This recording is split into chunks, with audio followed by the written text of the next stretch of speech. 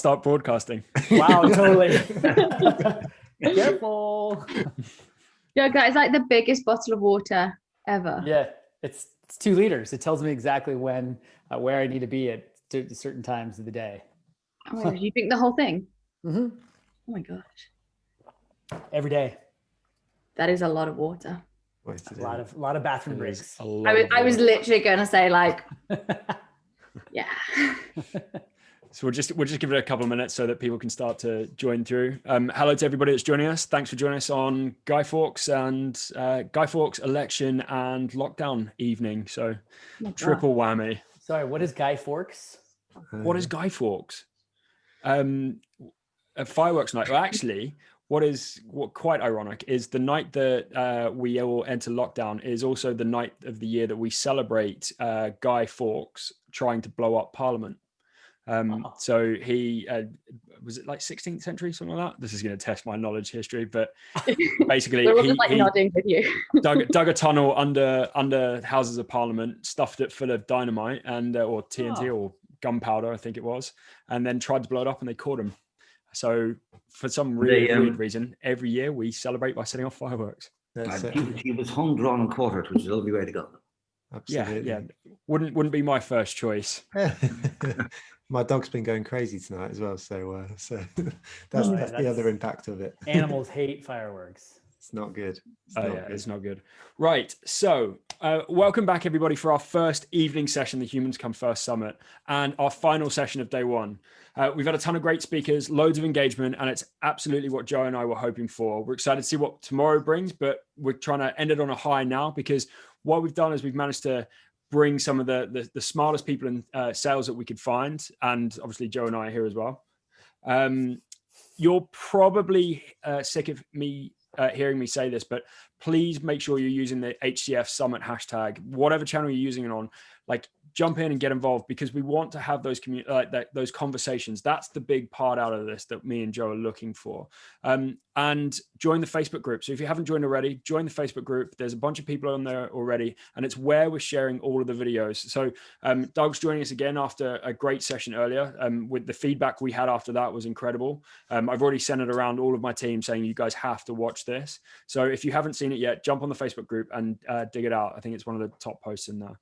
I also wanted to quickly shout out our sponsor, AdRoll. They've helped make these 2 days possible, and you should definitely be checking out their Growth Gorilla community at adroll.com/community. So to round off an incredible day, like I said, we're finishing a high. We're bringing you some of the best sales minds that we could lay our hands on. We're going to ask them a few questions, try and get the discussion going, and then we're going to open it up to the floor. So you'll all be well versed on Zoom webinars by now.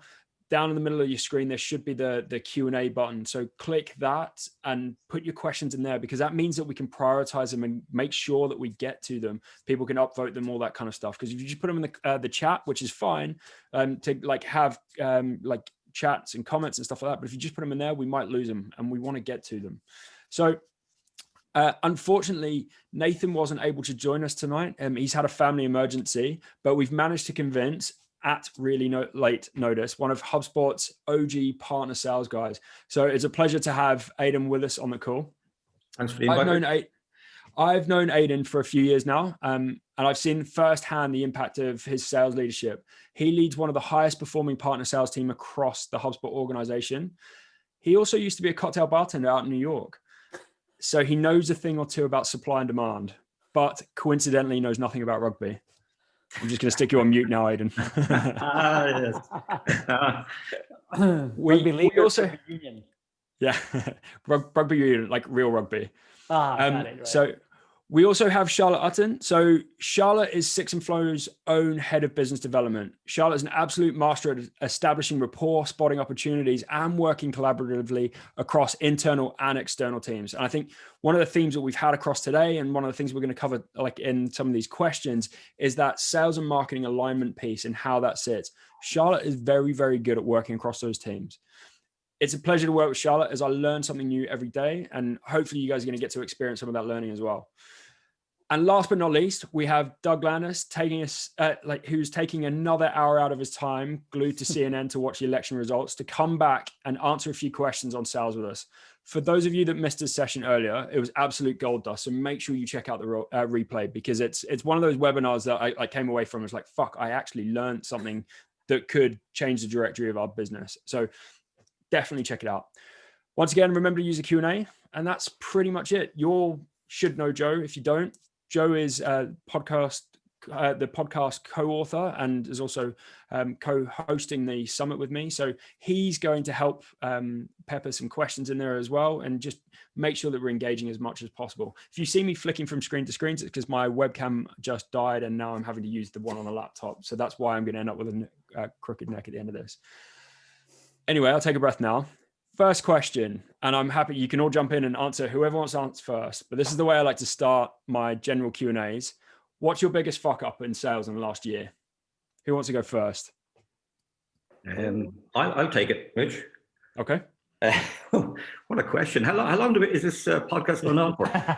We can go all night until the election result comes in. I have a laundry list of things I could say. I guess I've been in sales around 20 years now. And I'd like to think that I've kind of ironed out most of the creases that you come across in sales. So I don't think I've made any fuck ups in 2020 now. Historically, I've made loads. So I'll split the answer down into two segments. I'll split down one as how the fuck ups are made as an individual contributor. And the second one is as a sales leader. So I guess, and this only changed since I joined HubSpot, it was around 8 years ago, but the number one fuck up I made in my career at sales was being afraid of the word no, right? I was terrified of the word no. I tried to sell. I want to avoid no at all costs. And my opinion of the word no has changed dramatically over the last 8 years. I embrace no. I want to hear no is as good as a yes to me. It means I can move on.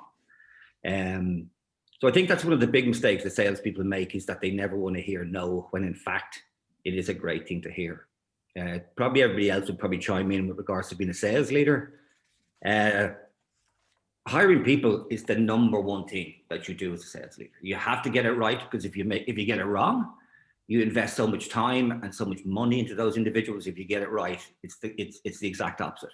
So to me, they're the two fuck ups I made. Just don't be afraid of the word no, and make sure you hire the right people. Good answer. I like it. I just have to point out quickly, Caroline in the comments just asked if you two are twins, Aiden and Doug. Totally. I just saw that. Well, ironically enough, I was sitting here nodding my head. I'm like, I love his answer. I mean, the word no, as early sellers, are always afraid of, but I love the word no. I mean, there's nothing worse. Honestly, in the world of sales, there's nothing worse than the maybe, right? Yeah, like you get no answer. Like you get dragged out, right? This status quo bias is the number one competitor that we all face. And at least you're like, all right, cool. Take you off the list. I can move on to talking to somebody else. And the other point you just made is hiring. And so my role is a little different in that, I work for a venture capital firm, and we invest in Series A and B stage companies. And at the end of the day, the biggest mistake that all of our sellers make is kind of threefold. Number one, making a bad hiring mistake, and I've certainly been involved in that in the last 12 months. The other thing is trying to move up market too quickly, and making sure that the product and the company and your resources and your team is ready to move up market. I was just talking to one of our sales leaders right before this call, and one of the things we were talking about, and I'm curious, actually, Aiden and Charlotte, your thoughts on this, but the transition from an inbound SDR to an outbound SDR is really difficult. Right. We take it for granted, but we don't spend the time to like develop our reps to make that transition, or making the transition from an outbound SDR to a closing rep.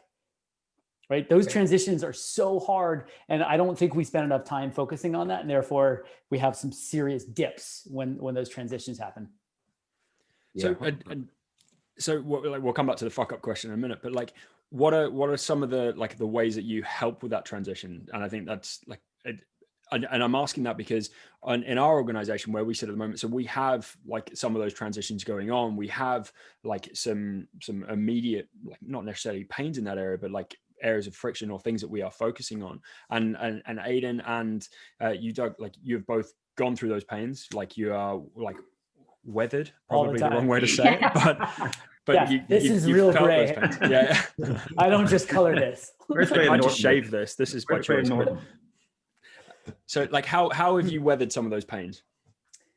Well, I mean, I think part of it is you need to build out a competency model, which is like, what are the core competencies necessary to be successful in that role? Like, so if I'm going from inbound to outbound, like, what do I need to be really good at in outbound, right? So I need to understand how to assess and do my due diligence about a business and build a point of view. I need to understand how to actually do what the difference is when I'm reaching out to somebody cold, if you will, versus the inbound, which is super easy. And you know, like, so you need to understand the core dynamics of the role and then teach to that, right? So what's the difference between an inbound, outbound SDR, and teach to that gap? There's skills, there's tools, and there's knowledge associated with each one of those transitions. Yeah, I mean, I build on that. Certainly there's a competency model, but equally feedback is vital in improving people or developing people, because typically sales reps come in, they've got happy ears, everything's a sale, and we need to get them thinking more negatively, more analytically about it. But feedback from tenured reps, not only managers, but also tenured reps, because typically these SDRs, BDRs are flipping leads to more tenured sales reps. And the tenured sales reps need to sit down with these guys and tell them where they're going wrong. So it's that concept of it's coaching, but it's coaching, peer-to-peer coaching, it's manager to rep coaching. That if we spoke about Steve Vaughan earlier on, that's ultimately where he got his sales skills from, is a culmination of asking everybody their opinion on sales. So it's that competency model that Doug is discussing, but equally the framework model in which feedback is provided. Nice, I love that. Charlotte, be careful what you say, but what's your biggest fuck up in sales this year? Both of your answers were a lot more sensible than mine. Mine immediately was like, okay, what was the last thing I really did wrong? I sent an automation out beginning of lockdown to a list that I put together of closed lost deals, and it was about trying to re-engage with them, and I was super excited. There was a video in there, and I sent the wrong video to those people, and I sent the video that said, Rich, I don't know if you know this. I sent a video and it was saying like, hey, it was great to speak to you yesterday. I'm so excited, blah, blah, blah, blah, blah. Then I realized what I'd done. So it's a little bit of a fuck up, but it worked because I actually got 2 leads that came back being like, you didn't speak to me, but let's speak. So what? That's like the classic thing though, isn't it? You know, I mean, I don't think you're a marketer unless you've sent hi first name to an entire database, you know, but the follow-up email after that, you know, we're really sorry, you know, for sending that email. You know, you don't want to overuse it, and it's not a tactic you probably want to do consciously. But you know, there are instances where it happens in genuine times, and then, you know, amazing things happen off the back of it as well. And that's also about being human, right? You know, because totally. if you admit that mistake, then you can go back and say, you know what, you know, I'm not just an automated bot. You know, I am a human being on the other side of this, and I'm really sorry. And you know, fuck-ups can be endearing. Of like, do I go back and say sorry, or do I ignore the problem and the problem will go away? But I did definitely go back, but it worked. And I think more so because it was a video as well, there was absolutely no way of being like, oh, I just clicked the wrong thing. So So Charlotte, what drew you to the sales profession? So originally I did a degree in marketing, and great, enjoyed it, but I am really competitive. I'm very, very competitive as a person. So I always wanted something that was going to have that competitive edge to it. I got into recruitment to start off with, which was pretty much, everyone always says like they fall into recruitment. I don't think anybody ever sits as a child and says they want to do recruitment. And then that kind of transpired and then grew into the sales piece. It absolutely was like that competitiveness. And I love speaking to people. I love speaking to people from different backgrounds, from different sectors. And it was just having that opportunity to speak and just chat with people was kind of the first thing that I liked about it. Aidan, what took you from the bars in New York to selling SaaS? Where was the segue? Yeah, I mean, I agree with Charlotte. I don't, like, if you go into any school and ask the kids what they want to be when they grow up, no one's going to tell you they want to be a salesperson. And I think most people fall into sales. I don't think anybody has ambition. I think that the landscape has changed somewhat with the number of SaaS vendors in sales is actually becoming a de facto career choice. But I don't think I certainly fell into it. You know, I mean, it like Charlotte. I mean, you typically, I don't know if you have a generic business degree or you don't know what to do, you tend to find yourself in a sales role of some form and that's kind of how I started. I'm a bit different from Charlotte, and I'm an introvert. So I hate talking to people. And one of the benefits of being an introvert in sales is that you tend to listen more, you know? So I'd always, I said, I would not be the chatty person, but I'd always be listening to what people are saying. So I think there's benefits of all sorts of personality types. But to answer the question, I fell into sales. I think most people do. How about you, Doug? Through that. I think I was born to be in sales. I don't know if I even fell into it. Everybody in my whole family is. I started selling newspapers when I was a little kid. I mean, look, at the end of the day, we're all selling all of the time. So don't lie. Everybody, I don't care if you don't want the title or not, you're in fucking sales. Everybody is. If you've got an idea internally or a marketer, you need it. Like, everyone is trying to sell something to somebody else. It's because you're trying to convince them to do something that maybe they may or may not want to do. I think that the reality is the reason why most of us fall into it, because at least at the university level in the United States, of the 4,000 colleges and universities, there's only 100 sales programs that exist. And so it's not like you go to college to study to be in sales, right? Unless you went to one of those 100 programs. You go to college and you get out with me, I had a political science degree and I was going to go be a lawyer. And eventually a state senator, but my father was a lawyer and talked me out of it. So I was like, oh shit, now what do I do? I'm like, oh, well, I've been selling for a long time. Let's keep doing that.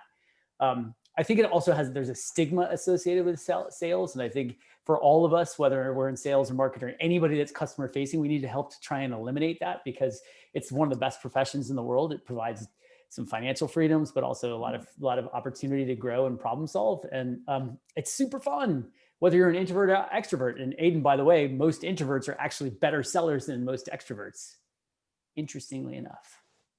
Largely probably because you listen more than I do, because I talk to you so much. Just about to say, it's definitely because you listen more as an introvert. I'd be interested to know a little bit about what you all think about the stigma. So, I mean, I'd be interested to know, what stigmas you think you carry about your own role, and then what you feel about it, and then what is the actual truth? How much truth is there in the stigmas that you carry about your job? So I'll answer that question, Joe. I think historically, I mean, salespeople have an approval rating on the par with estate agents or lawyers. You know what I mean? And if you were to ask anybody to list the adjectives which they would use to describe salespeople, I would be very surprised if any of them were positive. Right? And I'll give you so true. Oversharing. Douche. I'll give you an example from my personal life. I met my current partner on a dating site way back when, but in her lists of pros and cons as to whether I was a good catch or not, on the pro list, I obviously had my good looks and my charm. On the cons, I was a salesperson. And when she was talking to her girlfriends about meeting this new guy online, she was there going, yeah, he's a nice guy, but he works in sales. So that's kind of like, if we think about what we're up against, there's a real life example of the stigma attached with sales, Joe. And so do you think it's accurate? Do you think it's fair? I think historically it may have been, and I think there are still legacy people, bad apples, if that's the right example, if that's the right phrase to use.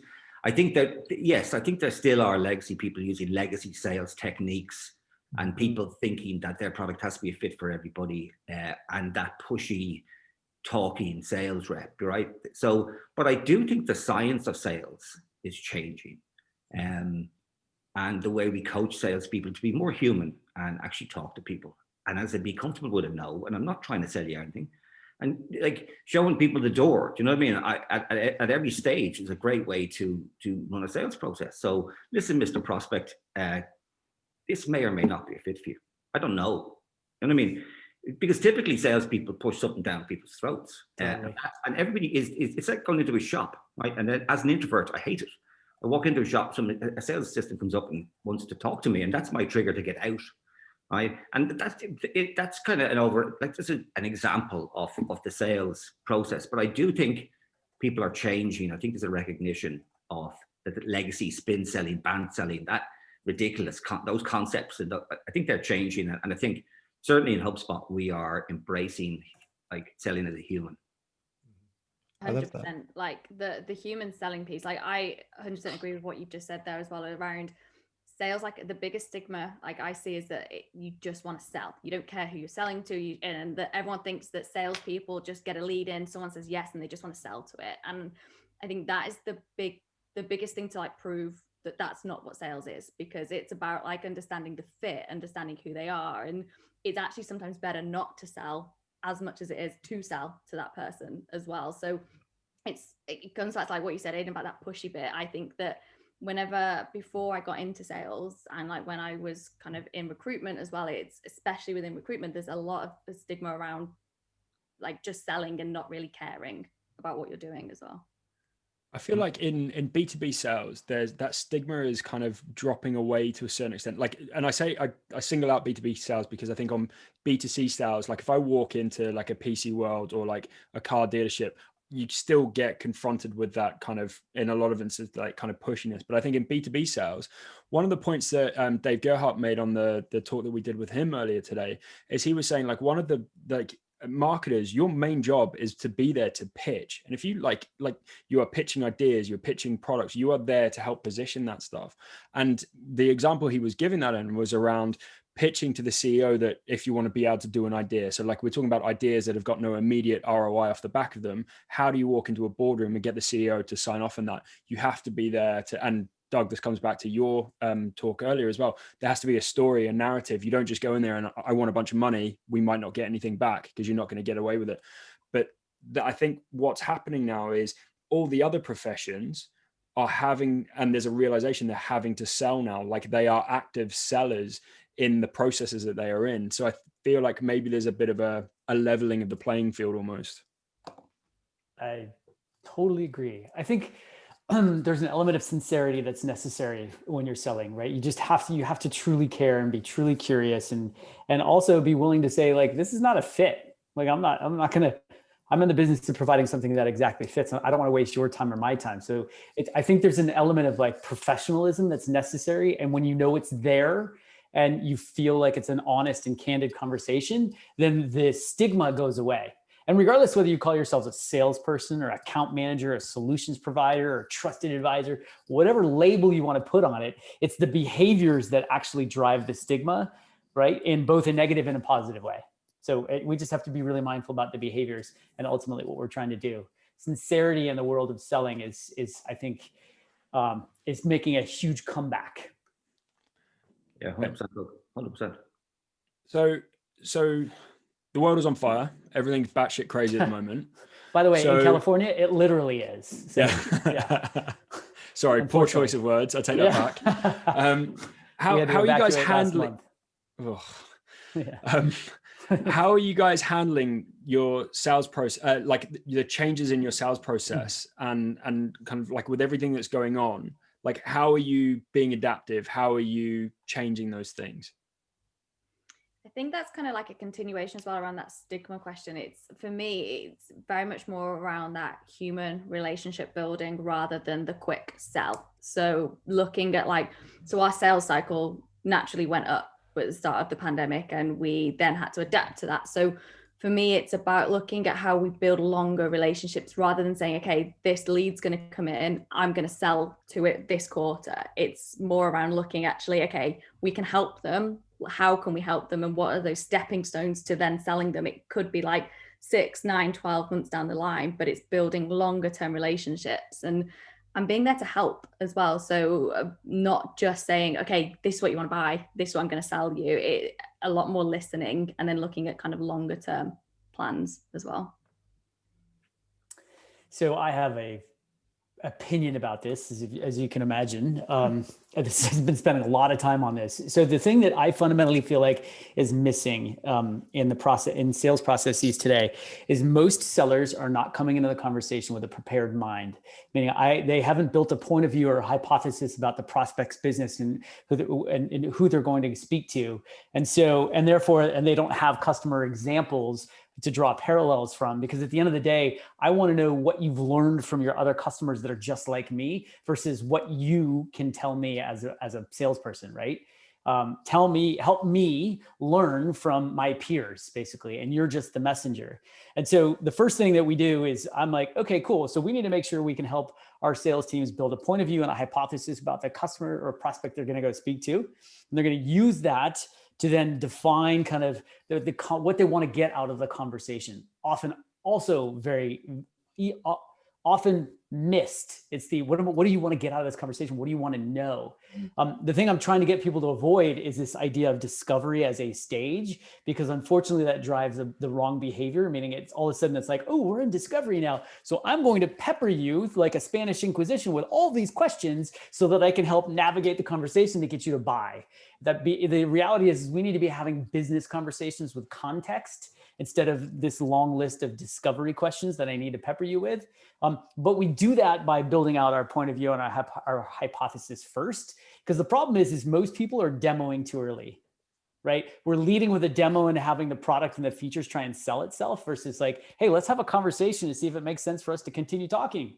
And in that conversation, I'm going to share some parallels where I think you might be similar to some of the other customers that we've helped. And let me share with you some of the things that we learned from them. How does this sound? Let me give me some feedback. And then we can start to then move the conversation to understanding the two most important elements before you start pitching your shit is identifying why change and why now. Like simple business speak. Why do you want to change what you're currently doing? Why would it make sense? And why do it now versus waiting 6 months from now? So like, well, we talked about it. Well, you mentioned it earlier, like BANT, GPCT, all of those kind of frameworks. They're prolific because they're easy to grasp. I mean, they're paint by numbers frameworks to find out key things that people can then use to show, and they're easy to train. So how do you train in being contextually aware and those kind of elements? Because it's not paint by numbers. Yeah. Well, so the problem sales by numbers. Well, yeah, but the problem is a buyer, like you guys, anybody that's ever bought anything, you don't want that paint by numbers experience, right? Yep. I think the problem with BANT is nobody has budget for the shit that we're trying to sell them. No one. Like, especially in the world of SaaS, most often it's like, unless we're completely replacing something, but they didn't actually have budget to actually try and replace something. So why is that even a part of the qualification process? What we need to do is teach our sellers, whether you're an SDR or an AE or even an AE manager, of how to build a hypothesis about a business. So that means listening. It means doing due diligence. It means understanding your customers inside and out. So your customers by industry, and of course, all of the buyer personas in which you engage with, and you need to know them deeply. The more you know and understand your customers and your prospects, the easier it is to have this level of conversation. But far too often, we do context switching. Like, those poor SDRs, man. Can you imagine doing inbound right now where you're getting peppered by somebody from like oil and gas industry, and then I got to switch to high tech, and then I got to switch to somebody that happens to be in Europe versus Japan versus California. It's like, how do I switch that fast to have a real conversation? It's really, really difficult. Aidan, your thoughts? Yeah, I mean, there's a lot of questions there, but that I can build on. Certainly, what Charlotte said with regard, we call it selling with empathy, which is having an understanding of the situation that the buyer's in. And equally, there may not be a sale at the end of the month with the uncertainty of the economic climate or the landscape that's going on at the moment. But people always understand or remember how they were treated, right? So you will always remember that somebody treated you well and somebody treated you badly. That stuff sticks out in your mind. So you need to be cognizant of that and not be that pushy salesperson. Yeah, and the second, Doug's on the money there. We do need frameworks, I guess. Like the concepts of BANT, like as a skeleton, is arguably okay, and the concept of GPCT or SPIN, or any of these methodologies that we hear about, I mean, they're not fundamentally flawed. It's the way that we go about them. They have to be incorporated. Yeah, totally. We need to put the flesh on the bones of these things. And we're talking about being human.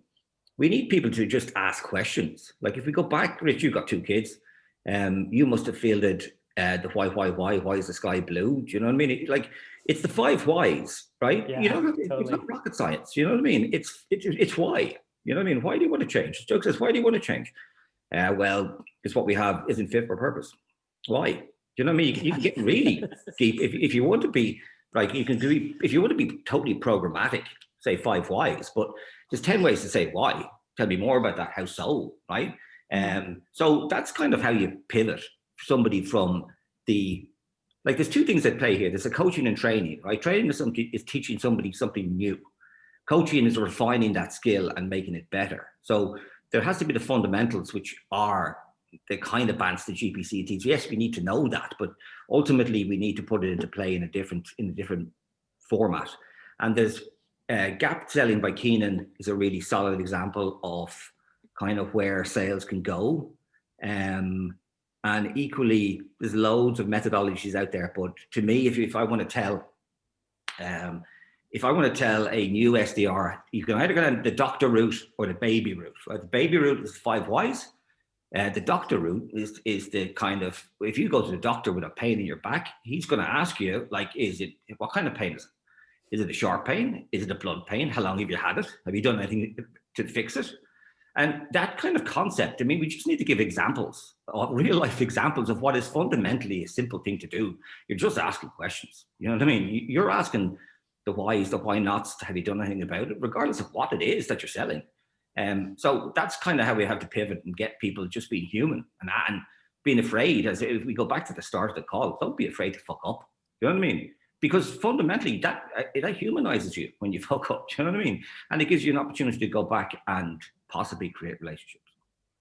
I love this thought, and I think there's, if we were surrounded by salespeople like the 3 of you all the time, then the world would be a better place.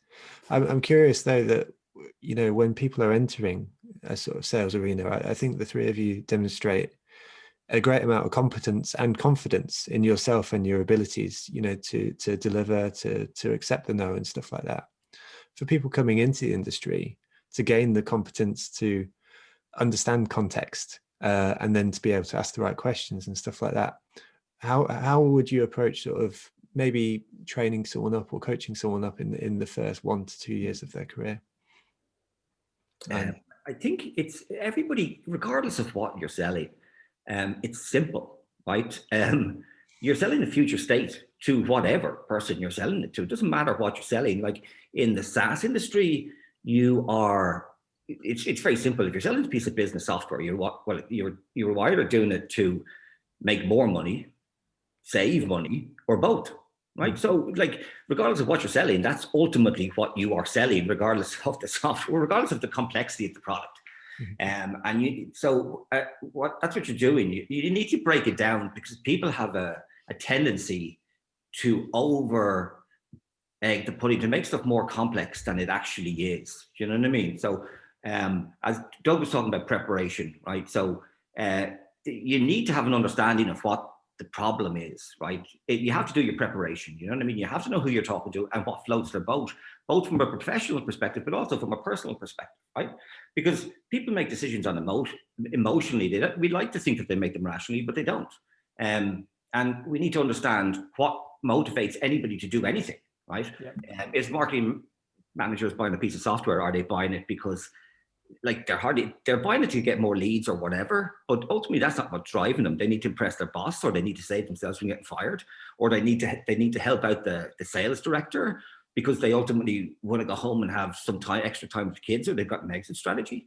And it's asking those questions. It's like we can get caught up in the weeds of the product, and yes, we need to have a working knowledge of the product, but what we're ultimately selling is a gap. We're selling a gap from where they are now to where they want to be and whether we're a fit. And it's simplification, right? Keep it simple, stupid, as Bill Clinton used to say. That's it. Keep it simple, stupid. If you can't articulate your product in really easy, you don't know how to sell it. Mm-hmm. Totally. The one thing I would add there is every business, I mean, you mentioned this, Aidan, every business in the world, regardless whether you're self-employed personal trainer or you're Zoom, or your Chelsea football club, it's focused on either driving revenue, managing costs, or mitigating risk, right? So when I was talking about kind of building that point of view, just part of it is like, all right, what are they focused on right now? Are they capitalizing on what's going on with COVID? And are they focused on this hockey stick opportunity? Or are they like, whoa, shit, we're firing or laying people off, et cetera? So you can build that kind of point of view based on starting there. Nice. I love that. Thank you. So a fairly big question to ask the room. Where do you draw the line between marketing and sales? Where does one start and the other begin? Stop and the other begin? I don't think you can draw the line. I don't think there is a line. I think they intersect. To me, we talk about the funnel. I don't know if I'm allowed to talk about funnels anymore, bear in mind for a flywheel organization. But I don't think, if I do go back to the flywheel model, I mean, fundamentally, there's a marketing funnel and a sales funnel, and they intersect. The end of the marketing funnel, which is either MQLs, SQLs, should start off the top of the sales funnel with regards to connect calls and all that. And equally, there's nurturing. So to me, they're not independent disciplines. I know that historically they kind of we fight like cats and dogs, and we don't understand each other's positions. But to me, they're not mutually exclusive, but they do run into each other. Okay, so let me ask that question. So I think we're probably all, I'm kind of leading you down an alley, and I think we're probably all of the same opinion. But so as sales leaders, then how do you make sure that you stay aligned with the other departments? Because how do you keep that sales and marketing alignment? One of the first areas I think most sales and marketing organizations struggle with is the definition of what an MQL is and what's expected. MQL is like, oh, of course, it's marketing lead, is it first touch attribution, all that. Just agree on something. It's never going to be perfect. The way I see it is like, look, marketing shouldn't have to fight for credit for things. We're never going to be able to identify exactly what happened. Was it based on an email that I sent that they actually went to the webinar, and from that webinar, they actually signed up for a free demo or a free trial? Like, who cares? Connect marketing to the overall revenue number and be really clear about what marketing. And as a salesperson, I look at marketing in 3 buckets. There's what are you doing to help build the brand? We're never really going to fully measure that. And there are things we can do, but I can't tell you how much the billboard ads in the airplane, at the airport are impacting our overall sales. But there's building their brand. There's also, building campaigns, which is building kind of your top of funnel activities. And then there's what I call nurture. It's like when you're in an opportunity, what is marketing doing to help support you to move the opportunity forward? Because it takes a while to get some of these deals done. And those last 2 buckets, we can certainly measure much more so. And we can then directly connect marketing to revenue influence, and revenue impact. But part of it is just getting on the same page with your definitions, and then quit trying to, I hate it when marketing's like, well, we need credit for this because look at all these leads we added. It's like, fuck, who cares? Like, if we missed the number, we all miss the number. Sorry, I don't care if you miss it. I don't care if you hit the number in terms of leads, but yet the rest of the business missed the number. Guess what? We all missed the number. There's a point that Dave, sorry, Charlotte, I'll be very, very quick. There's a point that Dave Gerhardt made earlier, which was, if everyone, all the leaders are aligned on the same compensation or reward mechanism, then the whole company becomes aligned, which seems to make a lot of sense. But totally Charlotte, over to you. Sorry. I was just going to say that I also think, though, that sales need to take a bit of responsibility of feeding back to marketing. Like, so often sales are so focused on, as you said, the number and kind of getting that kind of target, that kind of feedback back to marketing doesn't happen. And that's where marketing do get frustrated. So it does need to be that kind of flywheel where an internal kind of feedback consistently, so that marketing know exactly what you're doing with their leads as well, so that you can start to keep in kind of empowering them to work the right kind of targets and right markets. And I know that for us as an agency, marketing aren't so targeted on the number of leads that come through. It's more targeted around the number of meetings they're booking for sales, so that there's more of an outcome there rather than just, okay, I've generated X amount of leads, let's move on and kind of tick that box. It's more around kind of who are you actually speaking to. I think so often we speak to teams that their sales and the marketing team only speak when they're putting targets in place, and they're only speaking when they're saying you either hit that target or you didn't hit that target. It's about consistently and having that communication, having that back and forth, and a closer relationship with marketing. Totally agree. So, okay. So you, like everybody on this call, with the exception of Joe, like we all work with tech or SaaS in that kind of space. Like we all help sell those elements to some sort of degree or other. How do you handle sales tech adoption in an established team? So like we hear a lot about resistance to change, especially with more seasoned sales reps, things like that. What are the learnings to address this and get people to evolve? I've been lucky enough, I guess. I manage the most senior team in sales in HubSpot, and I guess I've been lucky enough that we haven't had that pushback. I get that with the old legacy type of stereotypical brown shoe wearing, sharp suit wearing white boy, which salespeople are often accused of being. There is that. I mean, adoption, regardless of the technology, is always one of the blockers to it being successful, right? I mean, probably the greatest thing about CRM implementations, or the main reason they fail, is user adoption. However, there's a couple of ways around it, and the first thing is what's in it for me. Whenever I think about anything, I think about what's in it for me. What do I get out of it, right? And if we give you a system, the system is designed to make you sell more. Like, that's the purpose of the software, right? It's designed to give you the information that you need in order to accelerate the deals, close bigger deals, close them faster, all of those things. So, and of course, naturally, there's going to be some pushback, some reluctance, because change, nobody likes change. The second part is to champion the wins from those who do adopt it, right? Because there's always going to be people who will adopt the latest and greatest technology, and certainly from sales acceleration tools that are out there, that we can automate a lot of the manual tasks and take away some of the administrative time, because what every salesperson wants to be doing is selling, right? But there's always the paperwork on the back end, whether it's creating quotes or chasing up and all that kind of stuff. So there's a social proof element, as in here are people who are using this properly, and these are the results that they're seeing. And then we're appealing to the loss factor, or the fear of loss, as in, this is what you're missing out on by not adopting this particular technology, because Mary across the way is doing it, and she's generating 100 leads, and she's leaving at 5 o'clock when you're still relying on it. And what you tend to see in those older, more tenured sales reps is that younger people tend to adopt technology faster and get quicker results out of it. And it's that, as I say, it's that social proof which typically can change those people around. I love it. Spot on. I mean, it does start at the top, by the way.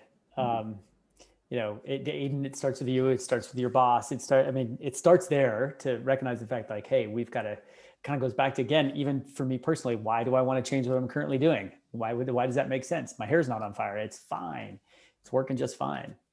You gotta help them see otherwise.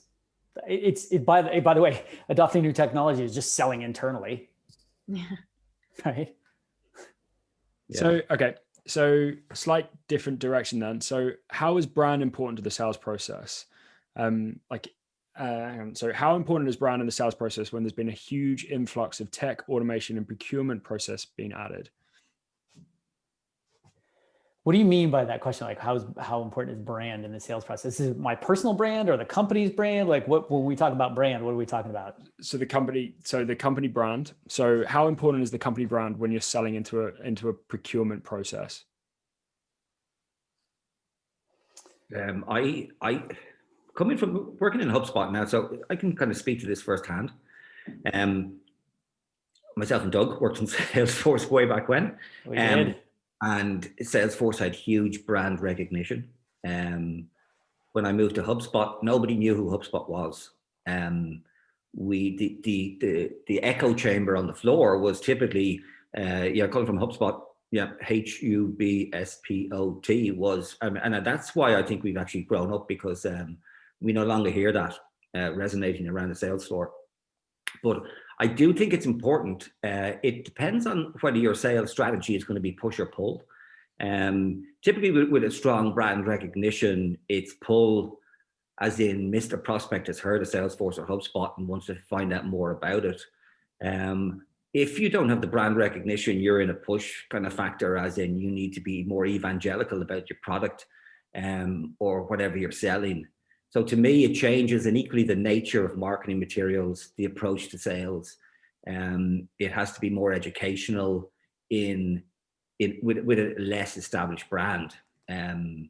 So to me, brand is important, but obviously someone's got to start off somewhere. And that's why this whole concept of having a human sales process with real people who can get subsequently the advocacy of their customers, because people will tell you they've had a good experience with a brand which you may never have heard of.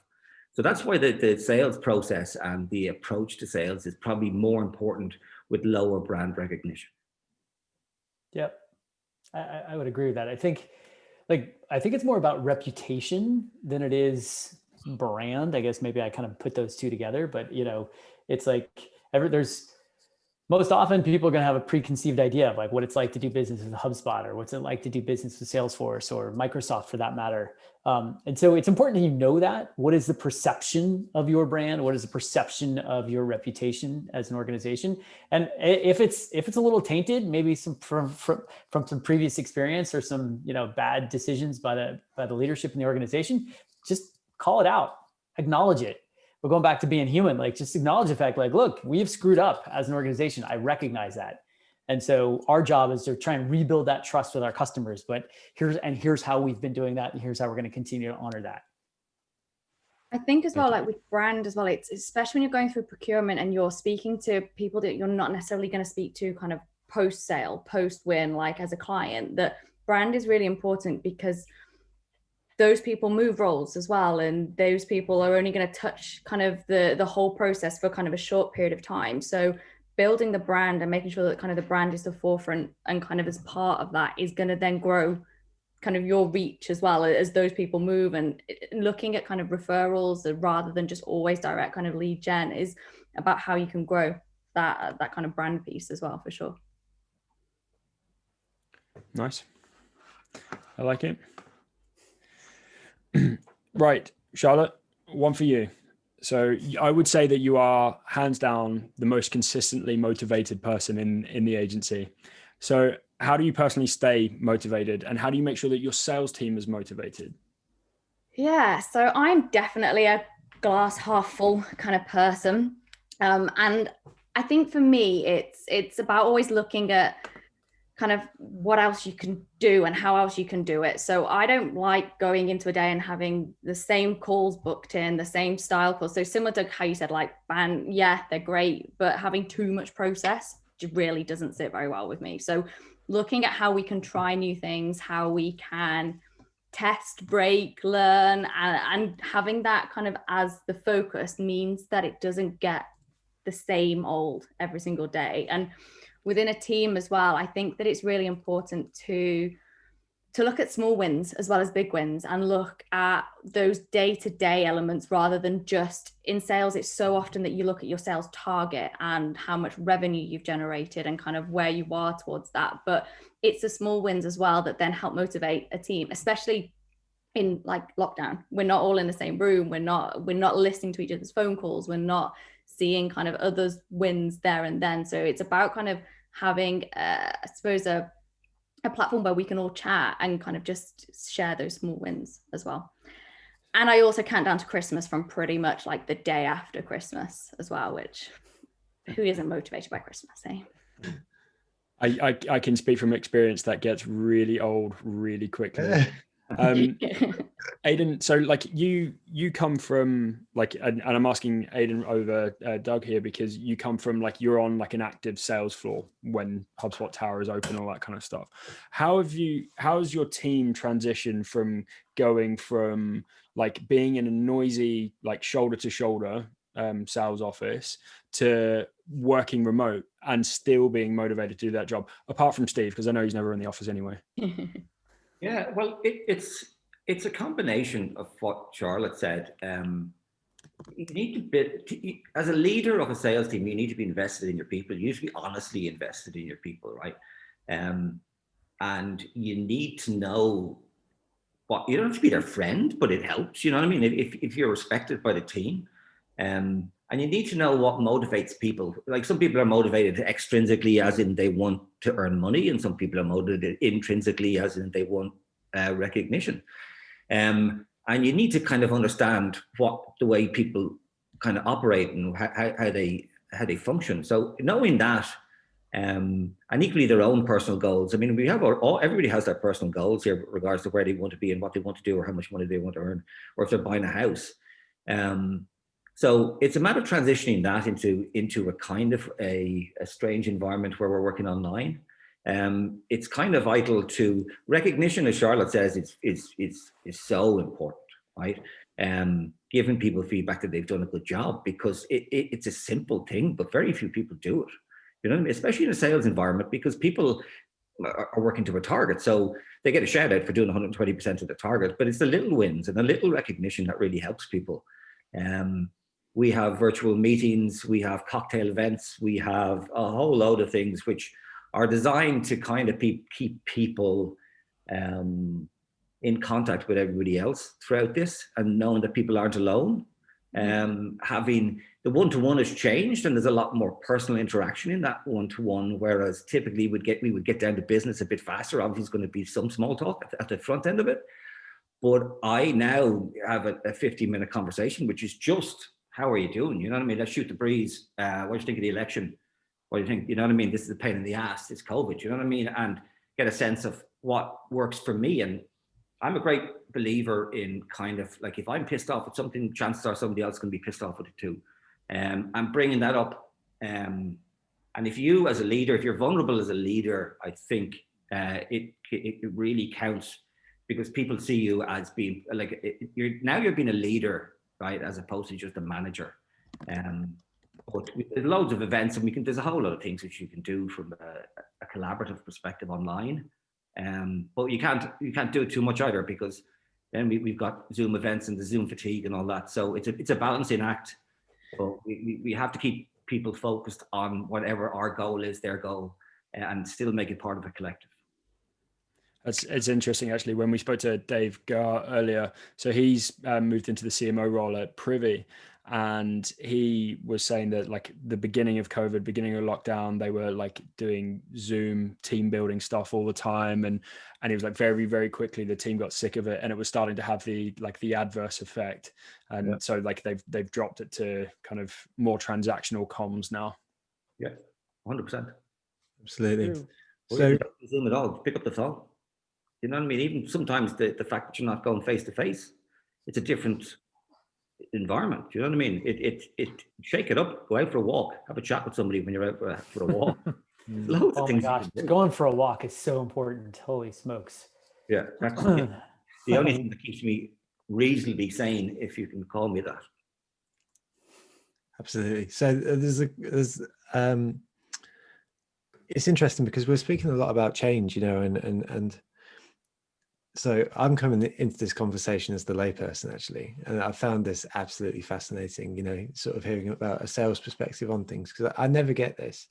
And we've been speaking a lot about the fundamentals, about how sales speaks to the fundamentals of humanity. You know, we're just looking to benefit people's lives, you know, make them either look really good or help them fulfill their goals. But we've also spoken about changes, you know, changes in tactics, changes in language, changes in tools and stuff like that. But looking ahead to 2021, is there anything that makes you really, really excited on a sales front? What's the thing that makes you think 2021, it's going to be a good year? Or, you know, is there anything at all? And Doug, let's go for you first. What am I looking forward to in 2021? Hopefully new leadership in the White House. I mean, I think, you know, so therefore we can actually have a better response to this COVID situation. I'm looking forward to a vaccine so that we can actually get to the point where we can have face-to-face meetings again, or at a minimum dinners.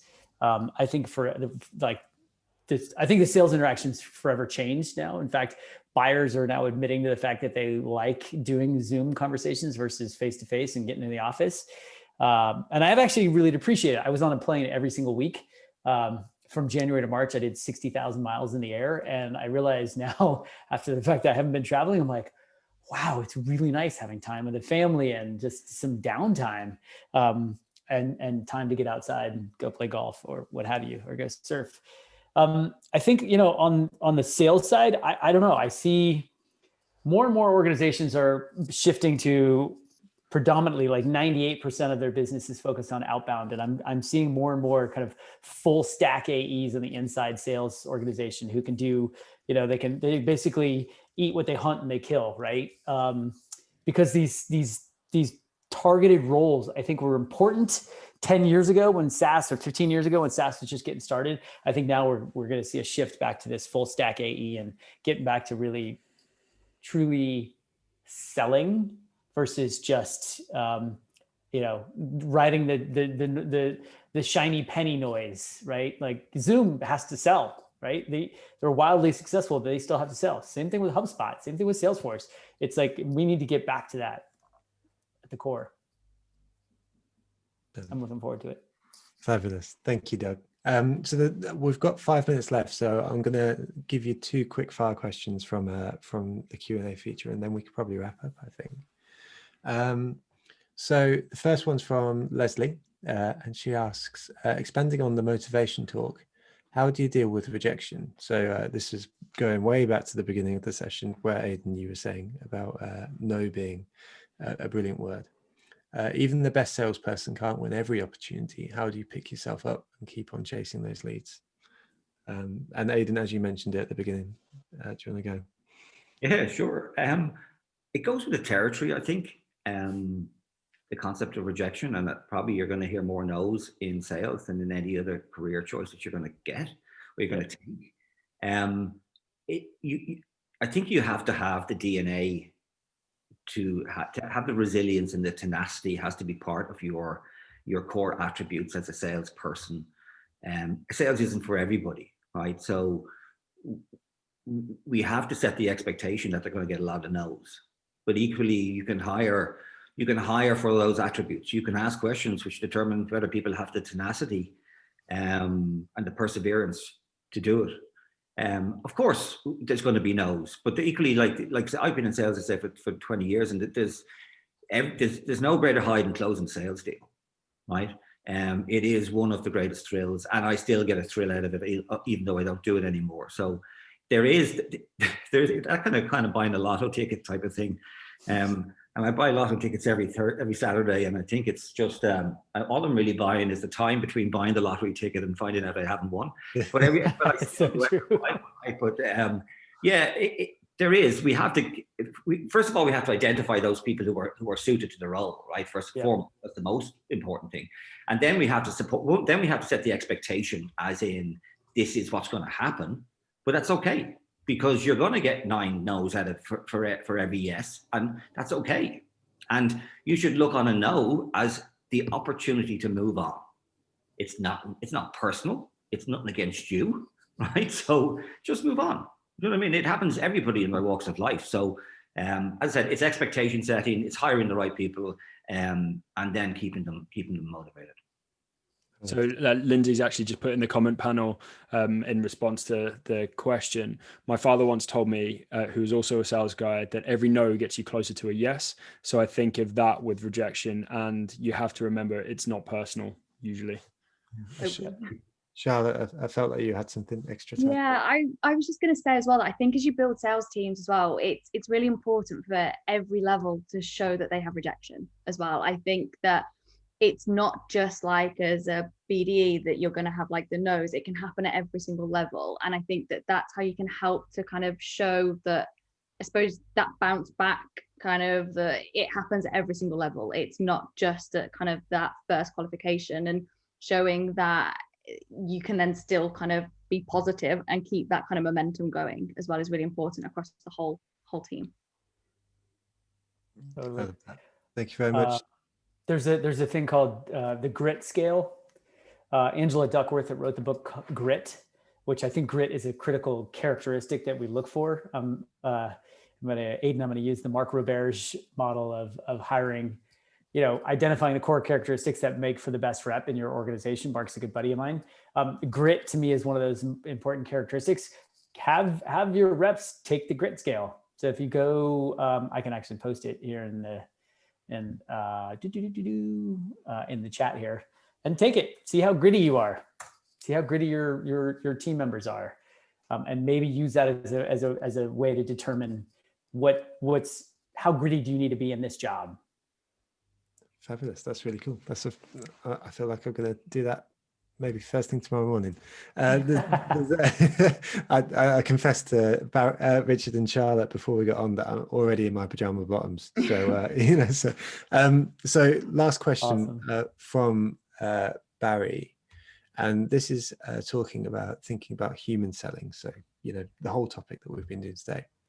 And Barry asks, are you disrupting your own sales processes? And if so, how to make them more human? So, Charlotte, would you like to go first? Oh, I was just thinking about this one. Do any of you guys want to go first? Well, I think. Yeah. Across. I don't know who said it. I don't know if it was Steve Jobs or Lee Iacocca or somebody that said it. That the most dangerous word in business is "this is the way we've always done things." Yeah. And it's so true, right? We're iterating and evolving all the time. And the day you stop learning is the day you might as well pack it in, right? And as I said, I'm a gray-haired salesperson for 20 years and I'm still learning stuff. And I'm incorporating it into what I do and how I train the teams that I work with. So there's always disruption.